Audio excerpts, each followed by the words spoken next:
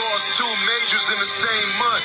Cutting corners made it worse, fucking around with fuck. The trap lead, Cooper Flag made the white jump.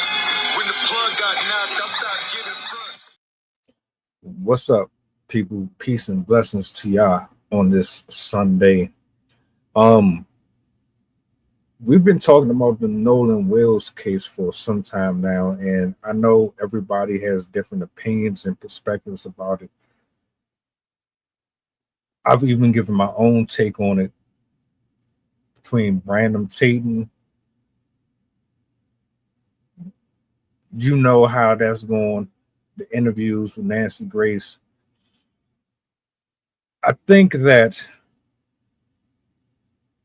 this woman right here, Nerdy Pink, I hope I said that right. Forgive me if I misinterpreted it.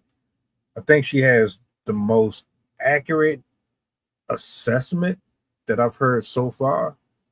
Of course, this is just in theory.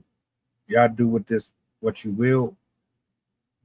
But the way she breaks this down, I had to share it. So we're going to talk about it.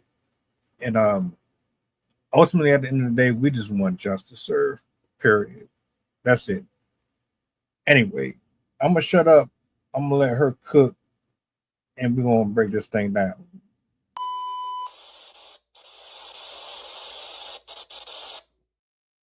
The Nolan Wells timeline. I know how they mess with the GPS. I figured it all out. I figured out the lies that are based in truth. I figured it all out, and I've got proof. But stick with me because it's going to be a long video, y'all. Now, I found a 15-page Marine Patrol report that had lots of little details that prove that the boys had been lying. So I've already shown how at 1:30 in the morning, the initial Lieutenant Odom with the Jackson County Sheriff's Office said that his deputies spoke with several of the friends who traveled to the island on the vessel with Nolan. And they said that he left in the company of an unknown female and that he chose to remain on the island. So what was the next step? Did you guys ever engage with police? Or Yeah, so the first time I talked to police was July 7th. I talked to the lead investigator, and I told him my whole story top to bottom. Dot every I, crossed every T. I told him everything I knew, every little detail. Well, that's a lie now, isn't it, Warren? Because you talked to them at 1:30 in the morning that night. I mean, did you just forget to tell the cops about Katie? Because it's not like you didn't know it was her or you didn't know how to get in contact with her. the girl that he was with, Katie, had texted somebody that she heard people yelling. Correct. Nolan yelling. Yeah, and I have a picture of that. She texted my buddy, and the next day everybody was panicking. Everybody was texting Katie, because she was obviously seeing Nolan the whole day at the island. Katie sent a message to my buddy the next day and said, this is the last time I saw him, really sweet. But she also mentioned that the last time she saw Nolan was when my buddy was yelling at him to get on the boat. But Katie says that she assumed that she went on the boat after y'all were yelling at him. And let's not forget that the last time you saw him was 3. Well, the last time I saw Nolan was 3 o'clock. And Nolan was cradling a girl in his arms.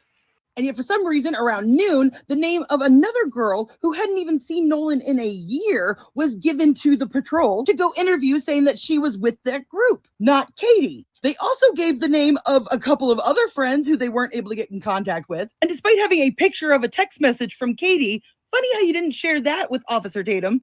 Probably could have cleared up some stuff real quick, right? Now let's get to the data. Now, at about 1:30 on July 5th, they were doing a flight of drones based on the relation of the last known anchor position of the Atkinson vessel, which I have documented right here. 4:30, Officer Strickland contacted Jennifer Pyrone, who was Wyatt's mother, who told them that he had already spoken to officers earlier in that day, but they were happy to cooperate with any investigation. And she let this officer take a picture of the GPS. Officer Strickland observed the track line showing Pyrone's vessel location on Horn Island, then gave coordinates. I'm going to need you to remember this exact phrasing. It's going to be important later on. Now, this was the GPS coordinates from the picture that the officer took, meaning that these coordinates had to be a different one that was verbally given over the phone by Wyatt. And you'll notice they're quite different. Now, you'll notice that this incident report says the involved entities are Bart Edmington and Jerry Adkerson, not Wyatt. Even though Wyatt is 18, he should be on this report. And you can Remember what I said not too long ago?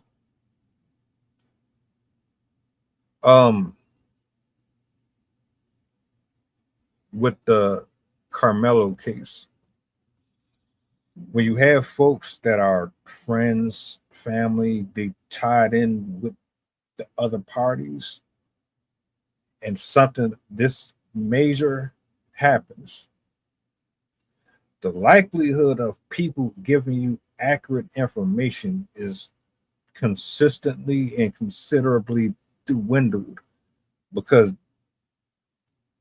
on one side they want to do the right thing, on the other side that's your people.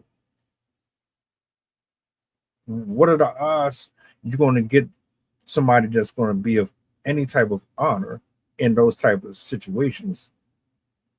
The conversation that Tatum had with that boy versus the conversation that he had with Nancy is clear as day. The styles are different. The level of transparency within the discussions are dramatically different. And the timelines, everything that you're hearing from various sources always raised a red flag to me that people are doing damage control. However you want to side with it or not.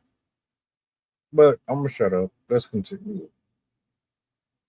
Argue that they were just giving the names of the people that owned the boats, but somehow I doubt that 21-year-old Bart owns that boat. You'll notice on this report that 2 different pieces of GPS evidence were collected. So now we're going to go to the July 8th report, where they came and they took those GPS coordinates from both the Adkerson boat and Bart's boat. Yellow is Bart, blue is the grandfather, Jerry. You know, the same Jerry that called and canceled the sea tow as the sea tow phone call was being made. Now, mind you, this is 3 days after the police had come and spoken to the mother and gotten the GPS coordinates. Now, Bart had a germane GPS map chart plotter.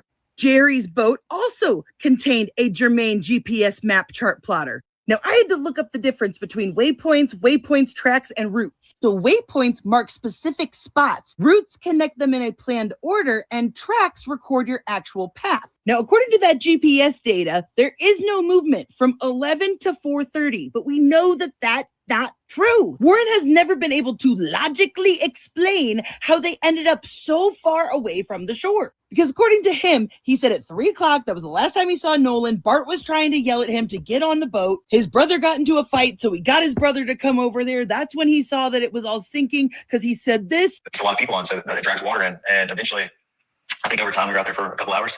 The boat just started filling up with water. So I popped the starboard side hatch, and the battery was completely underwater. Yes, but according to Warren, he had just seen Nolan like neck deep cradling a girl at the boat next to them. So how did they end up in 31 feet of water at the 4 o'clock call? There's an hour in between that. If the battery is submerged, how would they even get away from the sandbar? You can see in the background of this picture, they are far away from people. And yet this GPS is saying that you were stationary the whole time. But why? Especially because we have actual fucking proof right here. We have the coordinates that Wyatt's mom gave them the second time, and the cop took a picture of the GPS. Compare it to the GPS coordinates in which they were trying to get a tow from. But what if I were to tell you that not only does a waypoint need to be physically saved on this exact type of GPS, you have to intentionally say, mark this spot, or else it doesn't automatically save. It records your tracks automatically, but those are just saved coordinates. And it turns out you can actually delete tracks. It's super easy. You just go into the main menu and you delete it off of your data. So why is this GPS data, which is right here, so much further away than what the GPS says it is later? There's no data included in that GPS report that explains them going from here to here, unless someone went in and deleted those tracks, because they probably dropped that waypoint once they anchored, which would explain why Warren said they showed up at 10:30 and the GPS says that they showed up after 11. And so then it wasn't until half an hour after the canceled tow that they dropped another waypoint. Hey, look, listen. Like I said, do what you will with this information. She did digging. Like digging. And if you want to verify if any of the information is inaccurate, you're more than welcome to do so. At the end of the day, I think we all want the truth to come out, some more than others. Nothing about this adds up. And look, I don't have all of this. I didn't go through all of these protocols to figure all this out. She deserves all the credit for this. And even with this, you still are going to challenge and question it because some of y'all just willfully want to believe whatever it is that y'all hear. But if what she's suggesting is and showing is actual proof, then she's doing a hell of a better job than Tatum, than Nancy, than Crump, anybody who was involved in it. How the hell did she come up with all of this so masterfully put together, better than the actual people who are getting paid thousands of dollars to do this job or figure this out?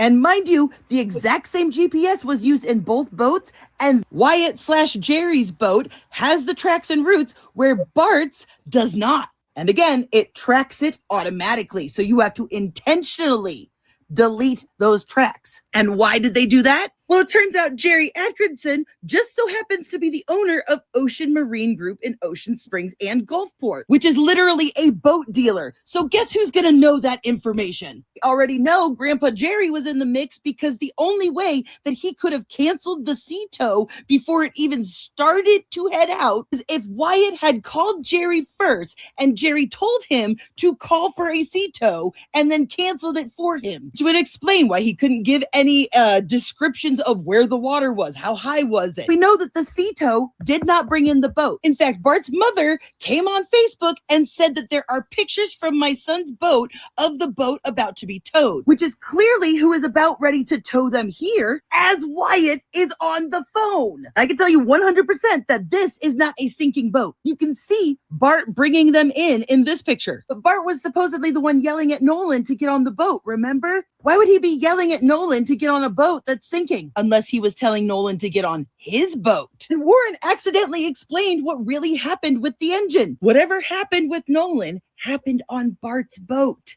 allegedly, which is why all of Bart's information was deleted. So here's what happened. Both this one and this one confirmed that there was a fight that broke out on the beach. Started out with him, ended up with Warren's little brother. His uncle says, we gotta go. They hop on a boat and they leave. He grabs his drunk younger brother and says, we're getting out of here too. 3 o'clock. This whole caravan is trying to get the hell out of there because they're drunk and fighting. Wyatt's boat was in such a hurry that they couldn't figure out how to put the freaking trim down, which caused the motor to overheat, quickly stranded them, and Bart had to come help them. The time that Bart shows up, something has happened between him and Nolan. They're all distracted trying to fix the bilge pump because he didn't trim down. The waves were crashing over the boat and into the bilge pump, short-circuiting it. During this, some people have figured out that Nolan is gone. Other people just think that he's passed out or something, which is why Wyatt calls his grandfather to figure out what the F to do. And as the phone call is being made, more people are figuring out something's wrong with Nolan. That's why they didn't start moving again for 30 minutes. They were coming up with a plan and figuring out how to make it work. I've run out of time, but don't worry, I'm doing a follow-up to this video with more details, more information.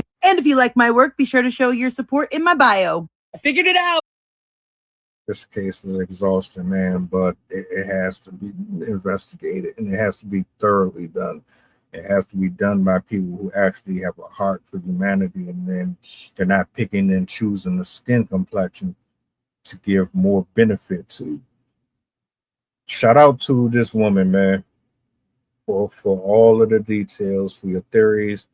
I'm not going to sit here and say that you're 100% right or wrong, but I will say that from what you've given us, from everything that I've seen and from what I've read and all the conversations around this, it's clear as day. It wasn't no coincidence. It wasn't an accident, accidental drowning, or none of that. Not in my opinion. The timeline, everything that has been shown here suggests a lot of foul play, a lot of covering up, and they do not want the people to care enough about finding out the truth. Y'all tell me what y'all think about this whole thing, man. To the family, I know y'all gotta be going through it. Don't stay on their helmet. Stay on their helmet. That's all I gotta say. Don't let them get away with this.